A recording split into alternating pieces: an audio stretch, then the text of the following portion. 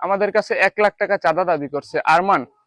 তো আরমান 1 লাখ টাকা চাঁদা দাবি করার পরে আমি ওকে না করছি। না করার পরে আমার বড় ভাই থেকে 30,000 টাকা আবার চাঁদা দাবি করছে।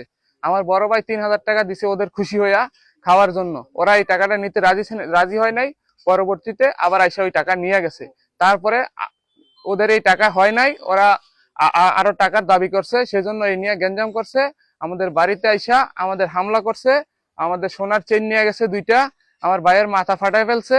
তারপরে আমাদের বাড়ির মেহমান আসছে, মেহমানের উপর হাত তুলছে, ওনার মাথা ফাটায় ফেলছে এই যে চোখে বাম পাশে। তারপরে আমাদের মনে করেন যে আরো গ্রামের মহিলারা তারা লাস্টে হইচে শূন্য আসছে, আসার পরে ওনাদের উপর হামলা করছে। ওরা এই যে অস্ত্র টস্ত্র নিয়ে আইছিল, লাঠি বেন্দা নিয়ে আইছিল, এগুলো এখানে আছে।